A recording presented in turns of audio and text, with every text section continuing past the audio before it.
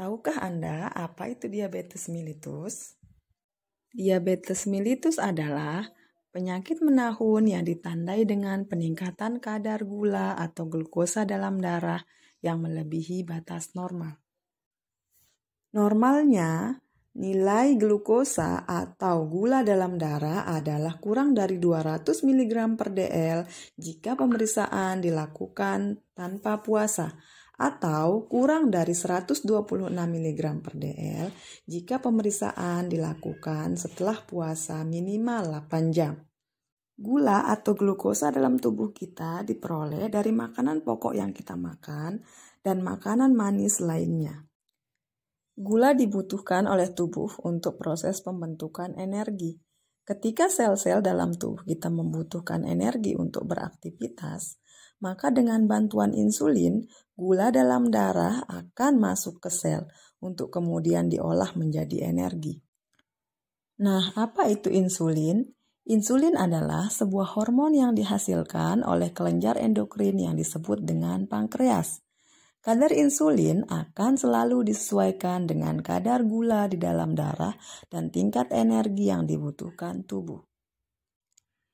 Jika diibaratkan sel adalah rumah, maka insulin adalah sebuah kunci untuk dapat masuk ke dalam. Jadi, sebanyak apapun kadar gula atau glukosa di dalam darah tidak akan dapat masuk ke dalam sel dan diolah menjadi energi selama insulin tidak ada. Diabetes mellitus biasanya dapat terjadi oleh dua kondisi. Yang pertama, ketidakmampuan pankreas untuk memproduksi insulin. Yang kedua, insulin diproduksi oleh pankreas, namun sel tidak cukup sensitif untuk menggunakan insulin yang ada. Dua kondisi tersebut menyebabkan peningkatan gula atau glukosa di dalam darah yang tidak dapat digunakan untuk memproduksi energi. Secara umum, diabetes mellitus diklasifikasikan menjadi 4. Yang pertama adalah DM tipe 1. DM tipe 1 ini adalah DM yang disebabkan oleh tidak adanya produksi insulin sama sekali. DM tipe ini biasanya disebabkan oleh penyakit autoimun kronis.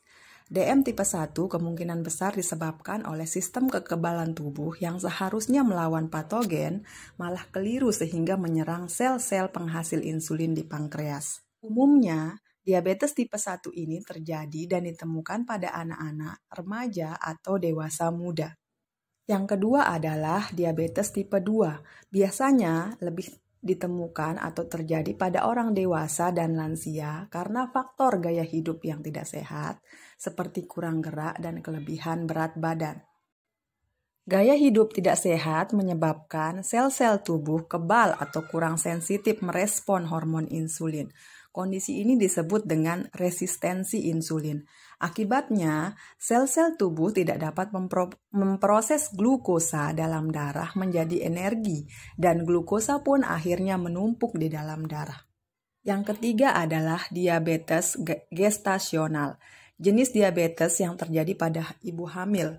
Tipe diabetes ini terjadi selama kehamilan, bisa menyerang ibu hamil walau tidak memiliki riwayat diabetes. Yang terakhir adalah DM atau diabetes tipe lainnya. DM tipe ini disebabkan oleh pemakaian obat-obatan atau penyakit-penyakit tertentu.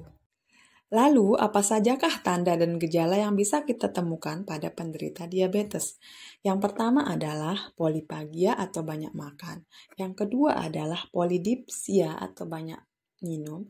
Yang ketiga adalah poliuri atau banyak kencing. 3 hal ini umumnya disebut dengan trias diabetik.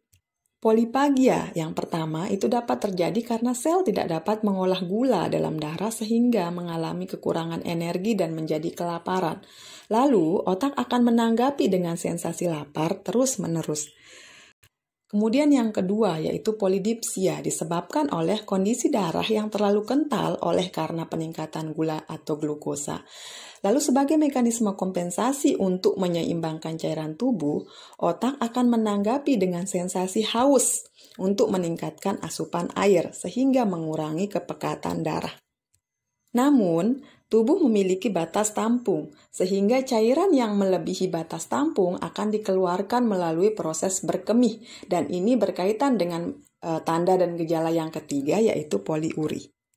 Selain 3 tanda tersebut, kita juga dapat menemui beberapa tanda ini pada penderita diabetes. Yang pertama, penglihatan kabur, kemudian tidak bertenaga atau berenergi, kemudian kulit juga bisa menjadi kering, kemudian ada juga tanda dan gejala kebas dan juga gatal. Siapa sajakah yang berisiko mengalami diabetes? Yang pertama adalah orang dengan usia lebih dari 40 tahun, kemudian orang yang memiliki keturunan atau keluarga yang menderita diabetes, kemudian yang ketiga, orang yang memiliki berat badan berlebih atau kegemukan atau mengalami obesitas. Kemudian yang keempat, orang yang memiliki gaya hidup yang tidak sehat seperti sering mengkonsumsi makanan-makanan manis atau makan dalam porsi yang berlebih, atau orang yang jarang melakukan aktivitas fisik. Penyakit diabetes mellitus adalah penyakit yang tidak dapat disembuhkan. Namun, penyakit ini dapat dikontrol dengan cara pertama, mengkonsumsi makanan sehat dengan porsi yang cukup. Kemudian yang kedua, mengkonsumsi obat-obatan diabetes. Kemudian yang ketiga, melakukan aktivitas fisik. Kemudian yang keempat, rajin mengontrol kadar gula darah. Jika penyakit ini tidak dikontrol, maka kadar gula di dalam darah akan meningkat yang dapat menyebabkan komplikasi. Yang pertama adalah gangguan penglihatan yang disebut dengan retinopati diabetik, kemudian masalah pada kardiovaskuler atau jantung, bisa terjadi penyumbatan pada jantung, kemudian bisa terjadi gangguan ginjal atau disebut dengan nefropati diabetik, atau bisa juga terjadi gangguan saraf. Ini biasa ditemukan pada orang-orang yang mengalami luka yang tidak bisa sembuh dan bisa menyebabkan amputasi. Mari jaga diri sendiri dan orang-orang terdekat dari diabetes mellitus.